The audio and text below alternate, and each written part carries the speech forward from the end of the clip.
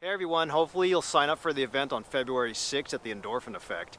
If you weren't able to make it to the January class, don't worry about it. What I did was essentially map out lifestyle changes that might get you out of danger, meaning high blood pressure, cholesterol, fighting cancer, or just diabetes. Now, the idea is if your doctor isn't empowering you with change, we can help you with that. I stand as a bridge between Western medicine and alternative medicine. I think you have to be smart, but you also have to be safe. This time, we're having a class, but I'm having the class early. I'm having people come into the training center at 10:30.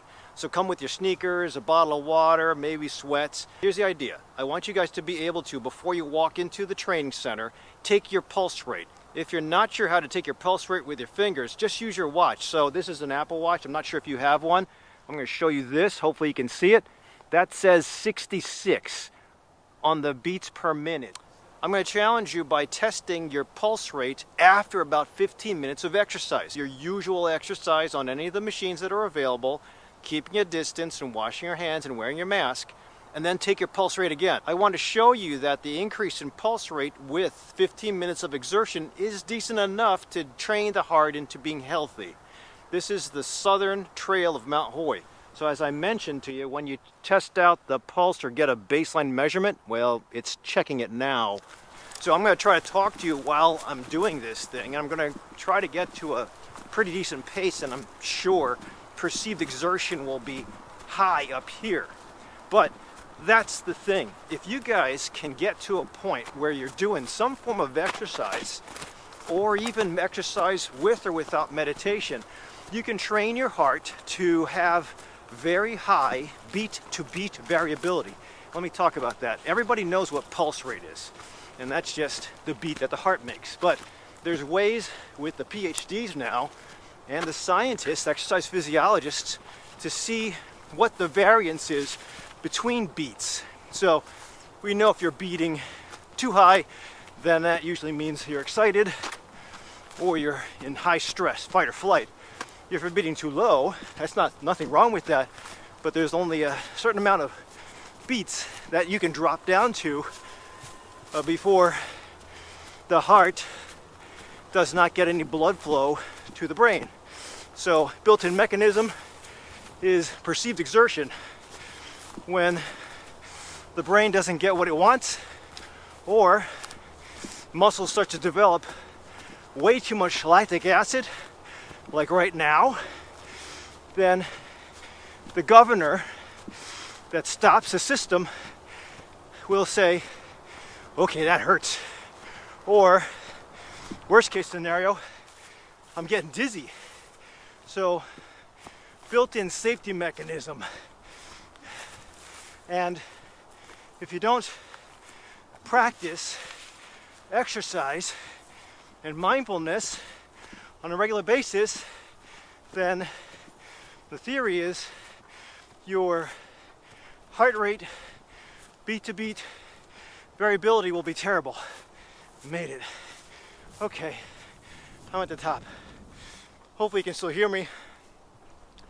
When you have good beat-to-beat variability, and there's some apps that can measure it, then your autonomic system can go between sympathetic response, that's fight or flight, and parasympathetic response, that's rest and rebuild, rest and repair, or also known as rest and digest. If a system that goes between the two easily, that's cool. Then your variability will be high. You want that.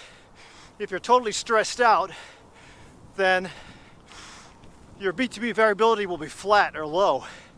And that's because the system is dominantly in sympathetic mode. Stress. You can't have, it's good for fights, it's good for firefighters to rescue, good for army men to fight, but you cannot sustain that on the long run. Because all the organ systems that are fight or flight have to repair. So if you don't repair, then your variability is low, ability to fight disease is low, ability to procreate is low, ability to digest is low, everything gets screwed up and you will not sustain that. You'll be able to live, but you'll have every disease process in the world become symptomatic with you, slowly but surely. So nobody ever dies of that, but life is not good. Obesity, diabetes, irritability, mood disorders, that's not what you want. That's the long run. And that's when you have poor beat-to-beat variability. This little thing I just did, that if I can keep on doing that over and over again, I'll head down now, then I test out and I stress the system in a good way. And if I do this on a regular basis, 15 minutes of hell, or 15 minutes 3 days a week, I have pushed the system and I let it up. So it's kind of like taking a Ferrari and opening it up on a racetrack. If you always open up a car on a racetrack, your tire life, your engine life will be low. If you just pulse it and challenge the car, it actually lubricates everything, it works better. And then you can take it out for joy rides here and there. I don't know if you can joyride a Ferrari that slow, but so that's how a human mechanism works. It works better when you push and hold back and maintain, push and hold back and maintain, and not the opposite end. Every once in a while, once a week or twice a day in small increments, you induce a relaxation response. And that'll take care of the opposite end, the parasympathetic. So if you practice sympathetic all the time and or you live in sympathetic mode, not good. If you live in the middle, do sympathetic, and then come back and do parasympathetic, well balanced. And you eat right, and then you rest deep, and you stay in love and share happiness. This is just one of the ways that I think you can beat those diseases I mentioned earlier. When you come to the event, come ready for workout. If you want to do a full workout, that's fine too. The lecture starts at 11, but we'll open the doors 10:30. Get ready to rock and roll. Now again, oh, I forgot to check my pulse up there. 116 to 120. So that's how high I got up there.